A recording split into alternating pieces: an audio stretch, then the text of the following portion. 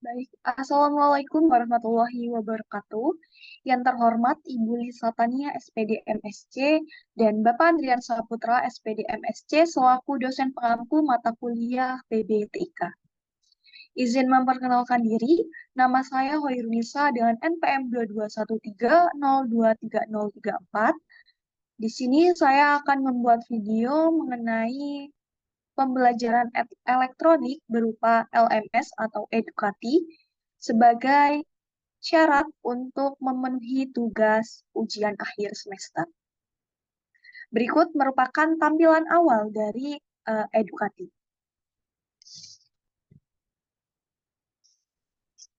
Di sini saya sudah memiliki kelas, yaitu kelas saya bernama dampak pembakaran senyawa hidrokarbon. Hal ini sesuai dengan materi yang saya gunakan atau yang saya ampu dalam kelas ini. Setelah kelas dibuka, di sini terdapat tampilan.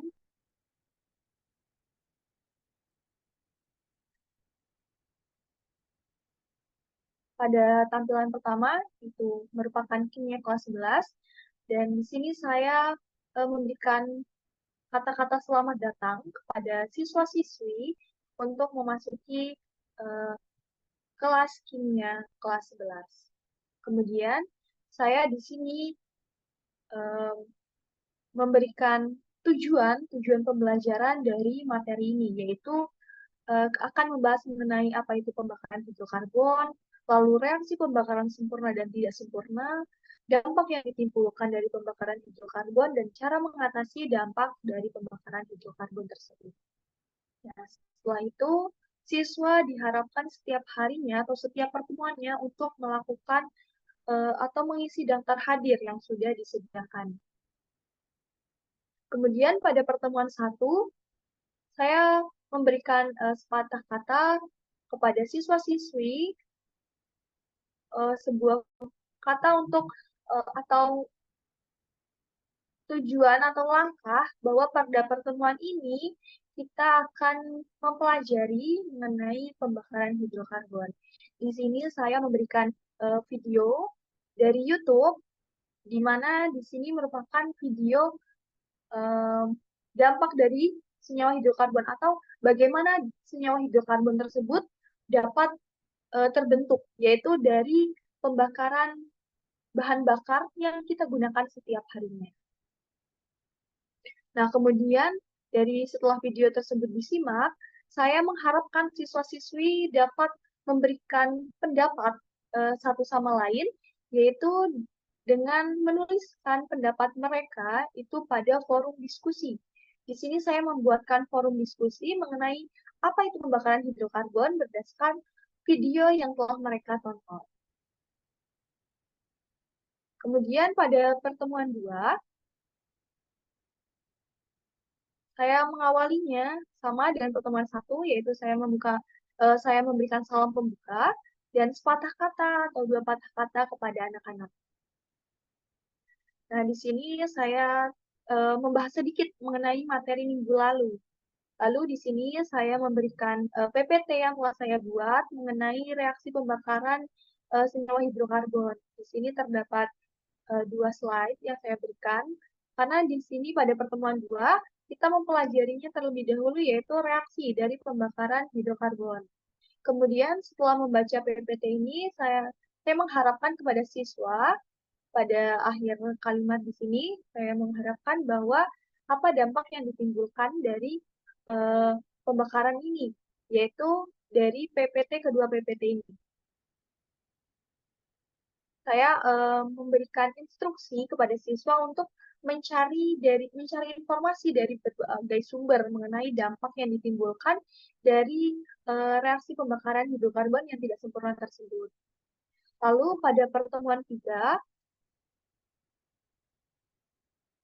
saya seperti biasa memberikan salam pembuka kepada anak-anak dan memberikan sepatah dua patah kata dan instruksi kepada anak-anak bahwa pada pertemuan ini kita akan mengetahui dampak dari pembakaran hidrokarbon dan juga cara mengatasinya dari video ini.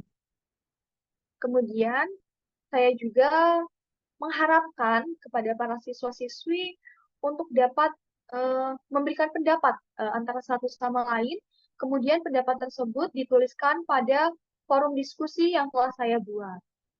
Lalu untuk menambah bahan ajar kepada siswa-siswi agar mereka lebih paham mengenai dampak pembakaran senyawa hidrokarbon, saya kemudian berikan bahan ajar yang telah saya buat, yaitu berupa seperti buku elektronik yang saya buat dari aplikasi Flipbook atau dari website Flipbook. Di sini terdapat aplikasinya, terdapat bukunya, yaitu pada slide pertama, ini terdapat suara yang bisa menarik siswa-siswi agar membaca lebih sering untuk membaca dan mencari referensi. Nah, di sini saya juga selipkan gambar agar menarik siswa-siswi untuk membacanya. Nah, di sini saya juga memberikan pada tampilan awal, saya memberikan kompetensi dasar, kemudian saya memberikan sebuah wacana bahwa asap kendaraan bermotor dan asap pabrik, seperti pada pertemuan pertama yang saya berikan video kepada siswa-siswi.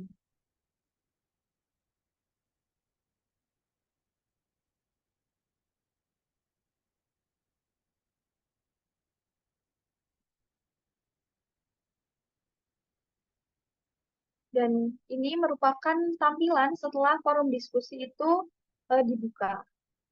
Nah, siswa-siswi bisa menuliskan pendapat mereka di add a new discussion topic. Kemudian untuk keluar pada pertemuan pertama, kembali lagi di sini. Dan untuk membuka videonya, tinggal klik saja video yang sudah diberikan dan akan muncul video yang telah saya buat.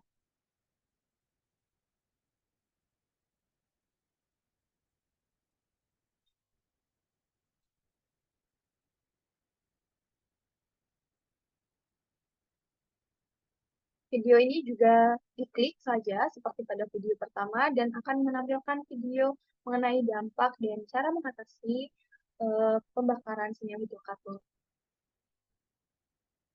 Selanjutnya yaitu keunggulan. Keunggulan yang didapatkan dari adanya LMS ini yaitu pertama, guru dan murid itu dapat melakukan pembelajaran secara langsung. Maksudnya secara maya ataupun secara online dengan LMS. Hal ini dapat memudahkan guru untuk memberikan materinya agar materi tersebut dapat dengan mudah siswa buka. Contohnya seperti video ini, yaitu siswa dapat membukanya itu tidak hanya satu kali atau dua kali, tapi siswa dapat membukanya berkali-kali sehingga walaupun siswa saat pertemuan pertama kali belum paham, siswa juga dapat membukanya setelah eh, setelah materi-materi yang sudah dilewatkan tersebut sehingga ini LMS ini dapat menyimpan materi-materi yang kita berikan kepada siswa dan mempermudah siswa untuk mempelajari materi tersebut jika secara lanjut. Jika belum paham, dapat dibuka kembali dan kembali. Namun, kekurangannya yaitu siswa dan guru tidak dapat berinteraksi secara langsung, seperti pembelajaran pada umumnya, seperti pembelajaran offline. LMS ini sangat menguntungkan jika terjadinya hal-hal yang mendesak, seperti tidak dapat guru tidak dapat membimbing murid secara langsung, ataupun seperti adanya dampak COVID pada tahun 2019.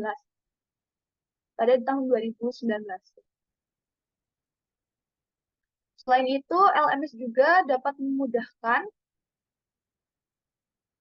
dan membuat guru menjadi kreatif karena pembelajaran tidak selalu untuk dilakukan secara online. Dilakukan secara offline sehingga memudahkan guru untuk bisa menyampaikan materinya pada edukasi ini. Lalu kekurangannya dari edukasi ini yaitu kita harus menggunakan internet untuk mengakses edukasi ini. Dan hal ini terkadang edukasi ini memiliki gangguan, sehingga terjadi error, sering terjadi error untuk penggunaannya.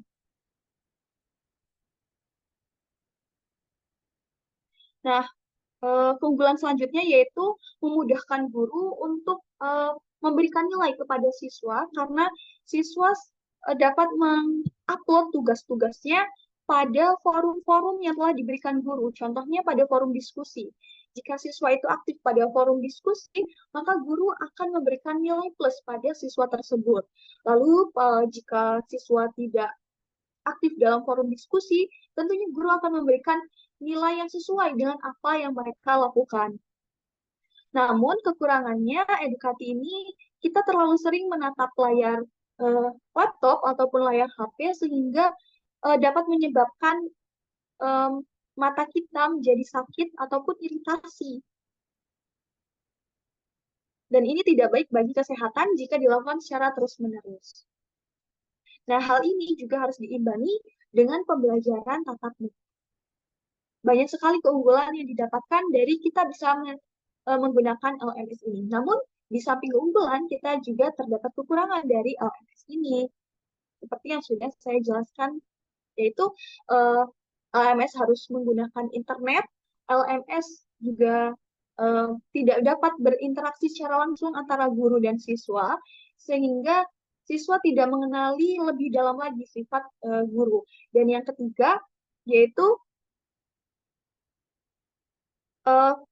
pembelajaran LMS ini harus menggunakan internet atau dalam keadaan online dan sinyalnya harus stabil sehingga jika sinyal kita jelek ataupun terjadi kendala mati lampu itu tidak bisa mengakses LMS dan keunggulannya banyak sekali yaitu waktu dan tempat itu menjadi efisien.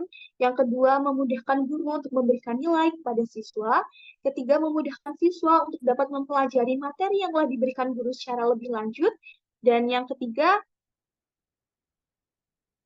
dan yang terakhir yaitu siswa dan guru dapat berinteraksi walaupun lewat online, dapat berbalas-balas dan saling berdiskusi antara satu dengan yang lain. Terima kasih. Saya akhiri. Wassalamualaikum warahmatullahi wabarakatuh.